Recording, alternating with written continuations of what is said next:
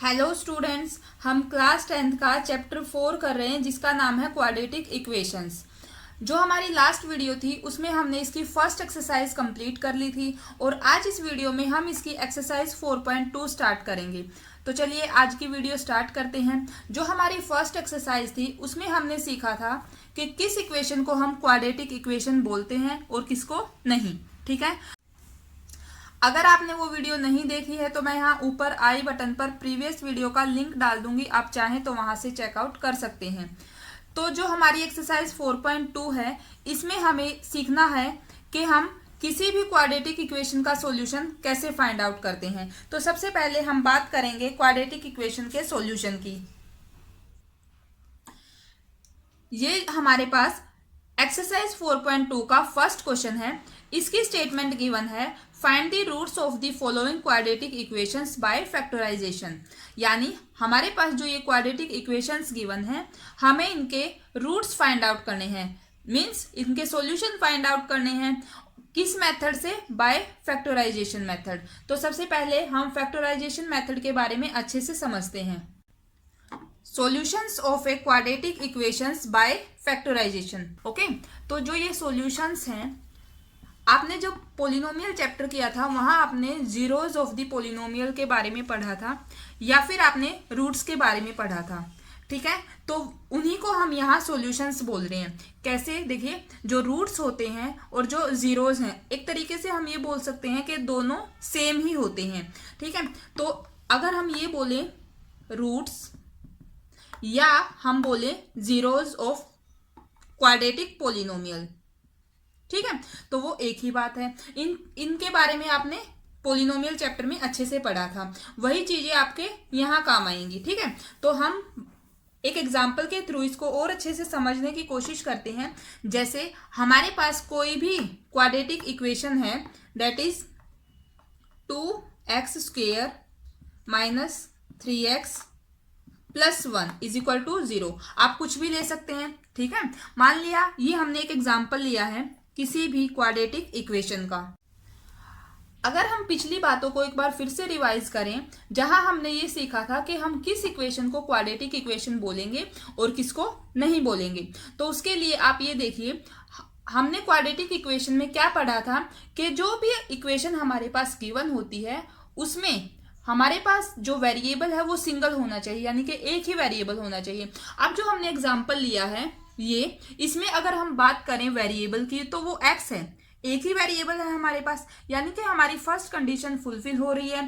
Second हमारे पास थी कि जो भी हमारे पास वेरिएबल होता है उसकी जो हाईएस्ट पावर है वो 2 होनी चाहिए, यहां भी हमारे पास 2 है, तो उसी इक्वेशन को हम क्वाड्रेटिक इक्वेशन बोलते हैं। तो ये हमने एग्जांपल लिया क्वाड्रेटिक इक्वेशन का। अब हम बात करते हैं इसके सॉल्यूशंस की। ठीक है, या बात करें इसके रूट्स की।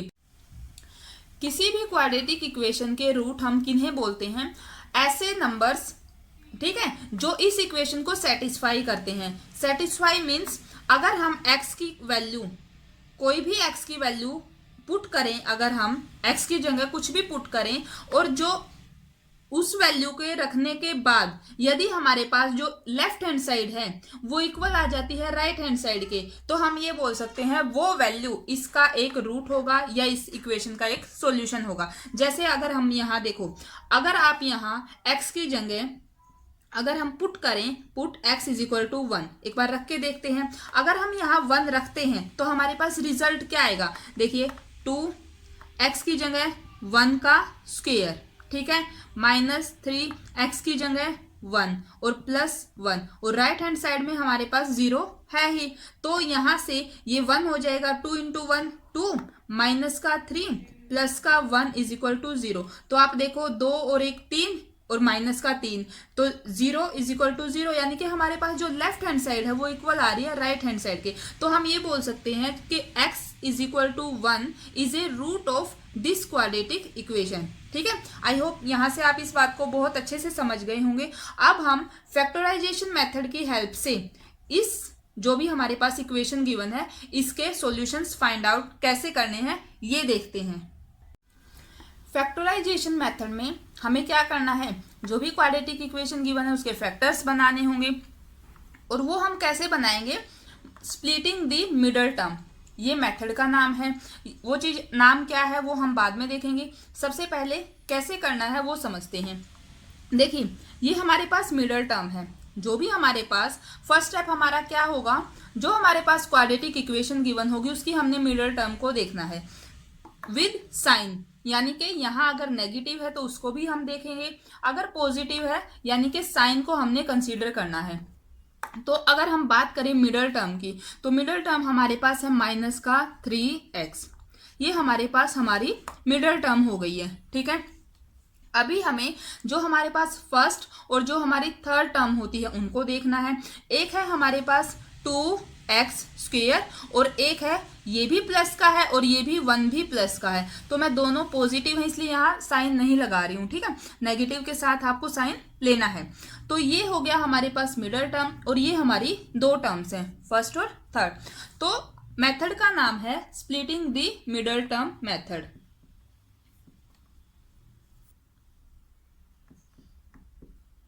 Splitting the middle term.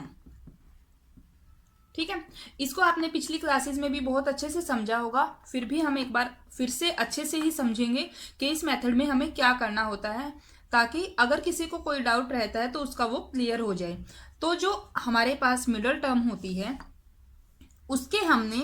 उसको हमने स्प्लिट करना है, यानी कि दो ऐसे टुकड़ों में डिवाइड करना है। Splitting the middle term method में हमें दो ऐसे पार्ट्स लेने होते हैं, यानी कि हमें दो ऐसे नंबर्स लेने हैं जिनकी मल्टीप्लाई करवाने से हमारे पास, जैसे मान लो हम इन दोनों की मल्टीप्लाई करवाएंगे, रिजल्ट क्या आ रहा है, रिजल्ट आ रहा है 2x², यानी कि अगर मैं इन दोनों की मल्टीप्लाई करवाऊं तो मेरे पास ये आए, और इन दोनों को मैं ऐड करवाऊं या सब्ट्रैक्ट करवाऊं तो मेरे पास जो रिजल्ट है वो मिडल टर्म आनी चाहिए। ठीक है, फिर से एक बार देखते हैं।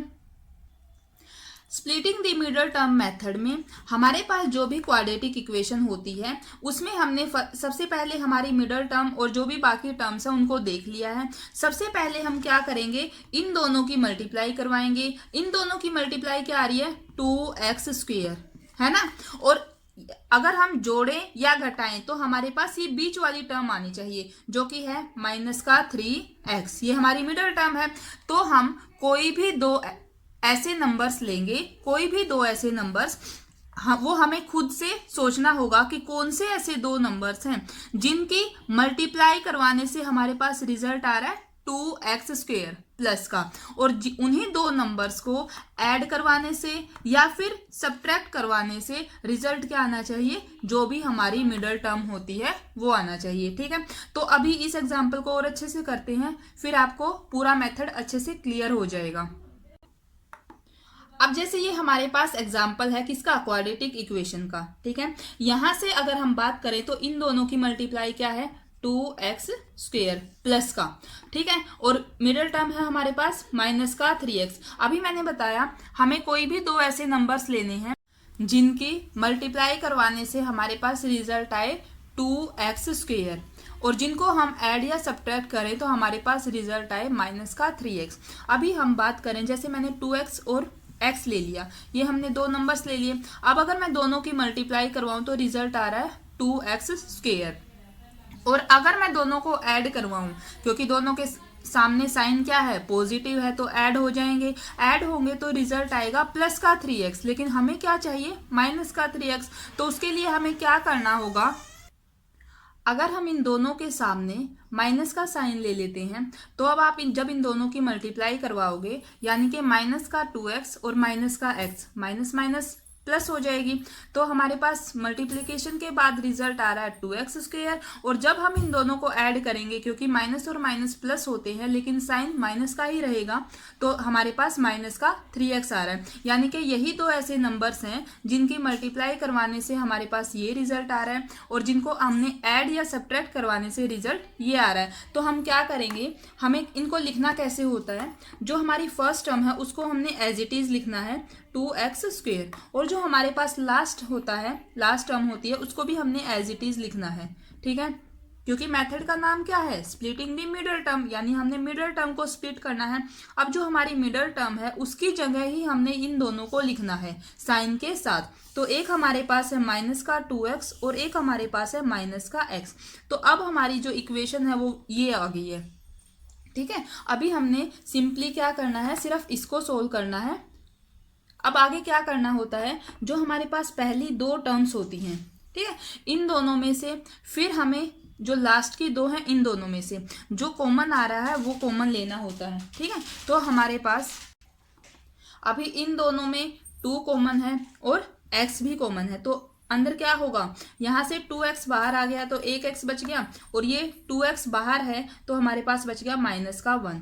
अब इन दोनों में क्या कॉमन है, -1, तो x -1 इज इक्वल टू 0। अब आप सोचेंगे कि इन दोनों में -1 कैसे कॉमन है, तो आप ये देखिए जो हमारे पास ये दो ब्रैकेट्स आती हैं कॉमन लेने के बाद, जो ये दो ब्रैकेट्स आती हैं ये दोनों सेम आती हैं हमेशा। ठीक है, ये सेम रहेंगी। अगर ये आपकी सेम नहीं है तो इसका मतलब ये है कि आप कहीं ना कहीं क्वेश्चन में मिस्टेक कर रहे हैं। ठीक है, तो अब आप ये देखो, अगर मैं यहाँ से कुछ भी कॉमन ना लूँ यानी कि प्लस का 1 रखूँ तो हमारे पास अंदर क्या आएगा, माइनस का x और प्लस का 1, है ना।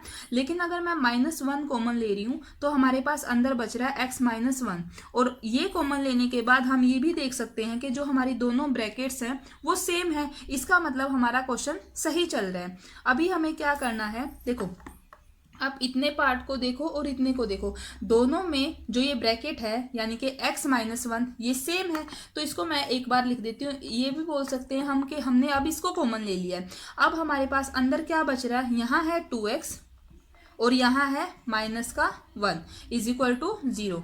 अब आप ये देखो, जो हमारे पास स्टार्टिंग में क्वाड्रेटिक इक्वेशन थी उसको हमने इस फॉर्म में कन्वर्ट कर लिया है ना। इट मीन्स ये हमने इस जो हमारे पास क्वाड्रेटिक इक्वेशन थी इसके फैक्टर्स बना लिए हैं। ठीक है, और हम कौन सा मेथड पढ़ रहे हैं, फैक्टराइजेशन मेथड, तो हमने इसके फैक्टर्स कर लिए हैं। अब हम क्या करेंगे, एक एक फैक्टर को इक्वल करेंगे 0 के। जैसे अगर मैं रखूं, फर्स्ट फैक्टर है हमारे पास x -1 यानी कि x -1 को मैं 0 रखूंगी, या फिर मैं 2x -1 को 0 रखूंगी। तो यहाँ से आप x की वैल्यू निकालेंगे तो x की वैल्यू एक तो 1 आ गई है हमारे पास, और जब हम इसको यानी कि सेकंड फैक्टर को 0 रखेंगे 2x -1 इज इक्वल टू 0, यहाँ से x की वैल्यू आ जाएगी 1/2, एक वैल्यू ये आ गई है। ये हमारे पास दो वैल्यूज आ गई हैं, एक x इज इक्वल टू 1 और x इज इक्वल टू 1/2। ये जो दो वैल्यूज आई हैं इन्हीं को हम बोलेंगे solutions of the quadratic equation. आप कैसे चेक कर सकते हैं, हमने अभी जैसे स्टार्टिंग में जब ये एग्जांपल लिया वहां हमने x की वैल्यू 1 रख के तो चेक किया था, तो लेफ्ट हैंड साइड इक्वल आ रही थी राइट हैंड साइड के। अब ये आप खुद करेंगे, सेकंड जो वैल्यू आई है 1/2 इसको आप यहाँ रखेंगे इस इक्वेशन में और चेक करेंगे क्या ये इसको सेटिस्फाई कर रही है या नहीं। सेटिस्फाई मीन्स क्या हमारे पास ये वैल्यू रखने के बाद जो रिजल्ट आ रहा है उसमें लेफ्ट हैंड साइड और राइट हैंड साइड इक्वल हैं या नहीं है। ठीक है, तो ये दो फैक्टर्स आगे हैं, इन्हीं को हम बोलते हैं roots of the quadratic equation. ठीक है, इनके रूट्स बोल सकते हैं। अभी आप ये देखो, ये हमारे पास कौन सी थी, क्वाड्रेटिक इक्वेशन, और इसके लिए क्वाड्रेटिक इक्वेशन के लिए x की कितनी वैल्यू आई है, 2 वैल्यू आई है। ये जो दो वैल्यूज आई हैं इनको हम बोलते हैं solutions of a quadratic equation, या फिर हम ये बोल सकते हैं roots of the quadratic equation. ठीक है, तो यहाँ से हमारे पास एक बहुत इंपॉर्टेंट रिजल्ट निकल कर आता है। देखो आप ये देख सकते हैं यहाँ हमारे पास दो वैल्यूज आई हैं। इट मीन्स कोई भी हमारे पास क्वाड्रेटिक इक्वेशन होती है उसके जो रूट्स होते हैं या सॉल्यूशंस होते हैं वो ज़्यादा से ज़्यादा कितने होंगे, 2। किसी भी क्वाड्रेटिक इक्वेशन में रूट्स हमारे पास 2 होंगे। अब वो दोनों सेम भी हो सकते हैं और अलग अलग भी हो सकते हैं, वो हमारे पास जो इक्वेशन होगी उस पर डिपेंड करेगा कि उसके रूट्स क्या होंगे। लेकिन 2 से ज़्यादा रूट्स क्वाड्रेटिक इक्वेशन के नहीं हो सकते।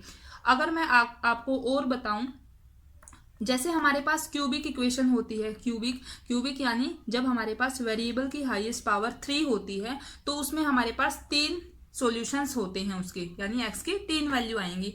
ऐसे ही आगे हमारे पास होगा, तो आप यहाँ से इसको ऐसे याद रख सकते हो, जो हमारे पास x की हाईएस्ट पावर कितनी है 2 है, इसीलिए हम इसको क्वाड्रेटिक इक्वेशन बोल रहे हैं। और अगर इसकी हाईएस्ट पावर 2 है तो इसके जो x की पॉसिबल वैल्यूज हैं वो मैक्सिमम 2 ही होंगी। ठीक है, ये बहुत ही इंपॉर्टेंट रिजल्ट है, ये आपको ध्यान में रखना है।